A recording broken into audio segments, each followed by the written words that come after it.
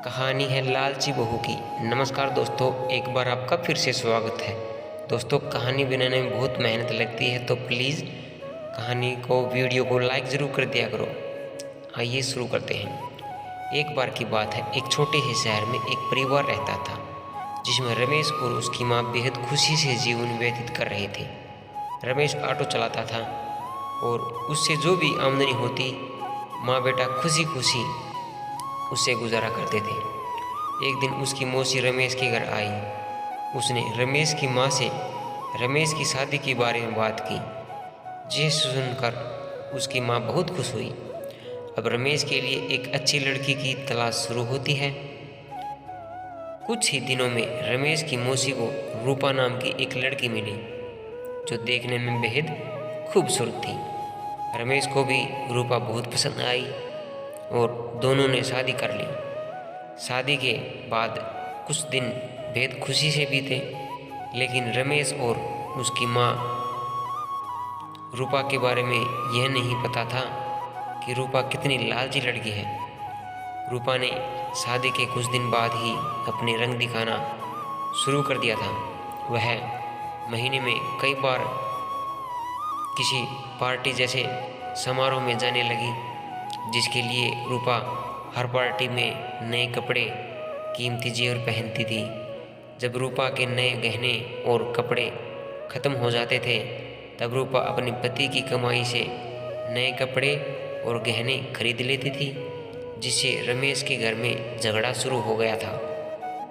कई बार ऐसा होता है कि महीने का राशन लाने के लिए जो भी पैसे होते थे, उन पैसों से रूपा अपने लिए कपड़े और गहने खरीद लेती थी। एक दिन रमेश ने कहा, रूपा, अपने नए कपड़े और गहने खरीदने में इतना पैसा बर्बाद करने में क्या फ़ायदा है? आपको सोचना चाहिए कि आपके पति की इतनी कमाई नहीं है कि आप एक महीने में 10 बार किसी पार्टी में जाने के लिए नए नए आभूषण खरीद कर खर्च कर सके। यह सुनकर रूपा गुस्से में लाल हो गई और रमेश से कहने लगी, तुम हमेशा मुझसे ही कहते रहते हो, कभी तुम ज़्यादा कमाने के बारे में नहीं सोचते। यदि तुम ज़्यादा ऑटो रिक्शा चलाते तो ज़्यादा कमाई होती और आज मैं आराम से नए कपड़े और गहने पहनती। यह कहकर रूपा अपनी सास के पास जाती है और कहती है, माँ जी, जो गहने आपके पास हैं मुझे दे दो, मैं इन्हें पहनकर पार्टी में जाऊंगी। रमेश की माँ ने पूरी बात सुनने के बाद कहा, पुराने ज़माने में सभी बहुएं अपने जेवर सास को देती थी, लेकिन तुम मुझसे गहने मांग रही हो? रूपा ने कहा, तुम गहनों को क्या करोगी? मुझे दे दो। अतः अंत में रमेश की माँ ने भी अपने सारे गहने रूपा को दे दिए और रूपा उन गहनों को पहनकर किसी पार्टी में चली गई।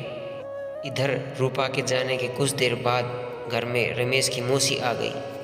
उसने रमेश की माँ से रूपा के बारे में पूछा तो माँ ने रूपा के बारे में सारी बातें बताई। यह सुनकर मौसी ने रूपा को सबक सिखाने की सोची। रूपा की सास भी इस खेल में शामिल हो गई। रमेश की चाची घर का सारा राशन और सामान अपने घर ले गई और थोड़ी देर में अपने सारे गहने और नए कपड़े ले गई। गहने और कपड़े लाकर उन दोनों चीज़ों को घर की अलमारी में और कुछ को रसोई में रख दिया और अपने घर जाने लगी। जाते समय रूपा की सास ने कहा कि जब रूपा घर आएगी तो यह जेवर देखकर वह मुझसे कुछ पूछेगी, तुम उसका अच्छे से उत्तर देना। उसके कुछ ही समय बाद रूपा किसी पार्टी से घर आई।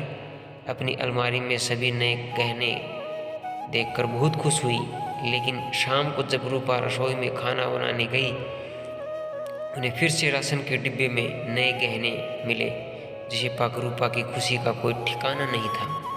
लेकिन जब रूपा ने किचन में राशन की तलाश की तो उसे कुछ नहीं मिला, जिससे वह परेशान हो गई और अपनी सास के पास गई और पूछा कि माँ जी, किचन का राशन कहाँ गया?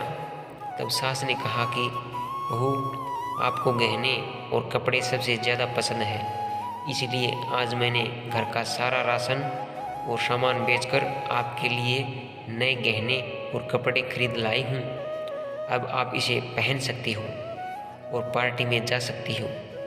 यह सुनकर रूपा ने कहा, ठीक है, मगर खाने के बिना गहनों और कपड़ों का क्या फ़ायदा, क्या करूँगी इनका मैं।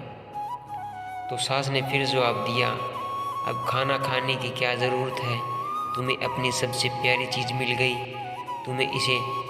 तुम इनमें खुशी होनी चाहिए।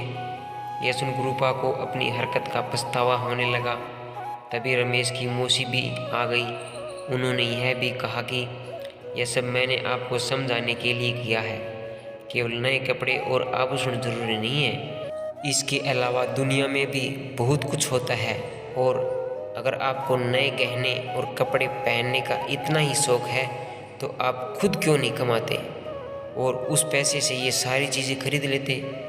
सारी बातें सुनने के बाद रूपा को अब सब कुछ समझ में आ गया और अब से उसने फिर कभी ऐसा नहीं किया और अपने पति के कमाए हुए पैसे में खुशी खुशी रहने लगी। इससे हमें यह शिक्षा मिलती है कि हमें कभी भी फिजूल के खर्चे नहीं करने चाहिए। इसके साथ ही हमें जो ज़रूरी चीज़ें हैं उनमें ज़्यादा ध्यान देना चाहिए। तो दोस्तों, आपको वीडियो कैसी लगी? उम्मीद है अच्छी लगी होगी। एक बार मैं फिर से आपसे रिक्वेस्ट कर रहा हूँ, कृपया करके वीडियो को लाइक और सब्सक्राइब ज़रूर कर दीजिएगा। मिलते हैं दोस्तों अगले वीडियो में, और वीडियो देखने के लिए धन्यवाद दोस्तों।